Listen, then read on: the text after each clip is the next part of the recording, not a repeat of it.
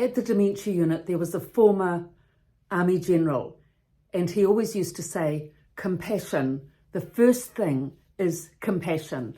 And 9 o'clock every morning, he'd do his rounds with all the ladies and he'd greet them eye to eye, say, good morning, love, good morning, dearie, give them a compliment, a little pat on the arm, then on to the next person. Then with the highly escalated woman, what he'd do is he'd say, look, dear, we're all here. This is your home. We're brothers and sisters. You're safe. It's all right. Half a minute. And they just de-escalate, just like that. So his compassion and the way that he acted out that compassion every morning to all the women in the unit had such a profound effect on everybody, the residents, the relatives, the staff, the whole place. And he was a very good example of how we can act out compassion actively.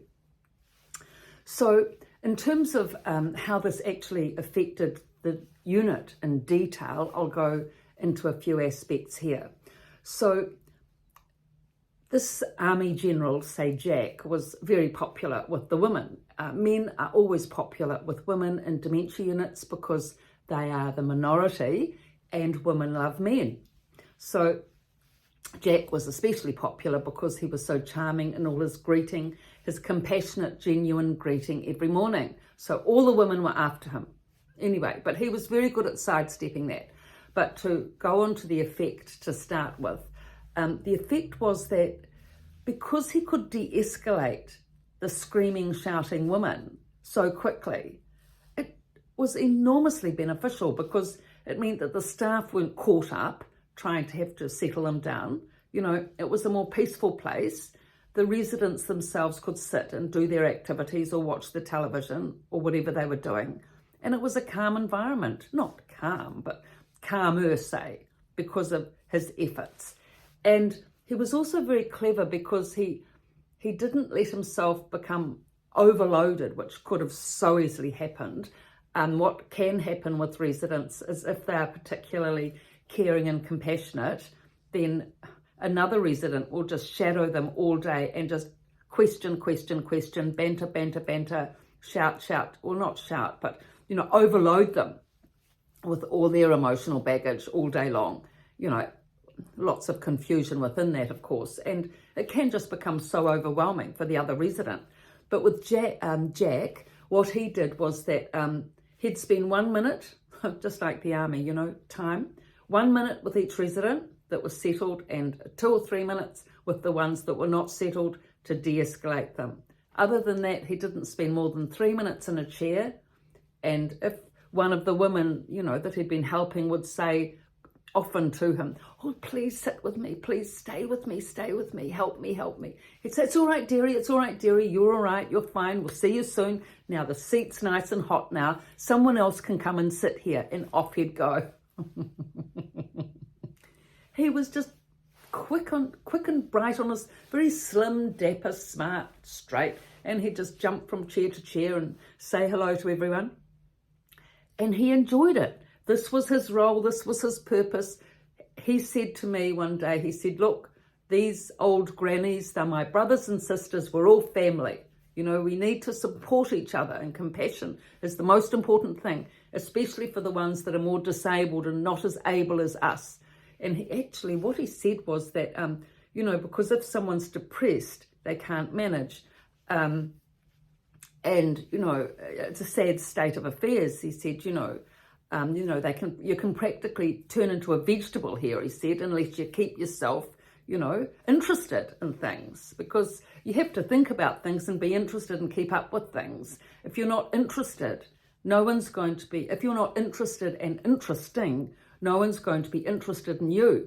That's why you have to keep up with things, no matter what, whether it's the press or the newspaper or reading or thinking or going back to your past memories and all the mistakes you've made and how you can, you know, work out things now so you don't repeat those mistakes. He was incredible with the way he used to explain things. And he used to say it's very easy to turn into a cabbage after 65. You just sit in a chair and do nothing, and you have to make sure not to be like that. And you have to make sure to modernize your thinking Lots of people didn't even cope with decimal currency, let alone cell phones. So you've got to modernize your thinking and be interested and active. And he was astounding. He made such a difference. And what actually happened was that the women, the core group of women in the lounge who would just sit by the TV and do activities and read and things, of course, would note all of Jack's greeting and meeting each morning, and sort of started to feel that, maybe they should start to make a bit of an effort. I mean, already the theme of being positive was in place, the theme for the year that they'd decided that they needed to work on. But he was going, well beyond that, right into compassion, and they weren't quite there yet. But what did happen was that they decided that they needed to be a bit more tolerant. And Theodora, the leader of the group of women, pretty much would say to the woman, oh, well, we should try and be a bit more tolerant with the ones that are screaming. I mean, it's not going to change if we shout out to them to shut up. We've tried that and nothing's working, and they're just the same, so we may as well just be tolerant. Shut up and say nothing pretty much ourselves. So that's what they did. They just shut off from all the noise, didn't scream out to them, to the ones that were screaming and shouting, focused on their activities, increased their concentration, which they had to. If people are screaming, it's pretty hard to keep reading when someone's screaming, but actually, incredibly, they did achieve that. That was the remarkable thing. With all their discipline, tolerance, focus, concentration, being positive, efforts, they would sit there focusing on the workshop, listening to David Attenborough on the Netflix, reading the newspaper for hours on end, and they just wouldn't pay any attention to the screaming. Gosh, it was really unbelievable. And when the relatives came in and could see the focus and concentration, like they used to get distressed and disturbed and, stressed out with all the screaming, the relatives, and you could see that they weren't coping with it too well. It was a bit shocking, but the residents, fine, carrying on reading, chatting, looking, focusing, concentrating. They wouldn't let themselves be disturbed. As a group effort, that tolerance, that unity, that whole, united, concentrated connection kept them all strong, and the non-violent cooperative approach, and they achieved it. It was great, and they had such a good quality of life because of this, because of Jack, the compassion, the tolerance, and everyone working together. And there was another, actually, the woman that was part blind that used to scream a lot, and Jack used to de-escalate her each morning. Her daughter was very good with her. She was actually the first person, relative in the unit, to bring in an activities bag. She'd been a former teacher, and in this wonderful bag she had these clear plastic containers of colouring in books, jigsaw puzzles, etc. And her mother used to really enjoy, she had part sight, and she could colour in these things, and the daughter would join in, and her husband actually used to come. The three of them would do these activities together at the table in the kitchen. Other residents sometimes joined in. And it was a great activity. And throughout that whole time, her mother was completely quiet. No screaming, no shouting, totally calm. Amazing.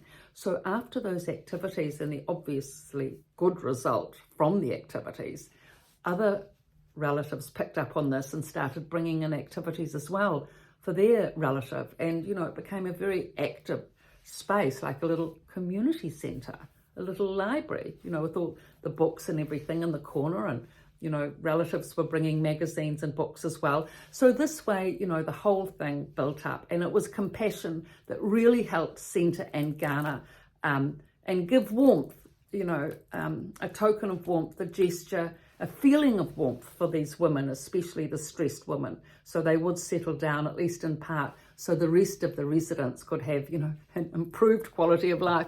So all these techniques are in the two books, The Resident's Voice from a Dementia Unit, The Resident's Rise from a Dementia Unit, both in the website, pietavalentine.com, in the description below. So thank you so much for your support and likes. It's so appreciated.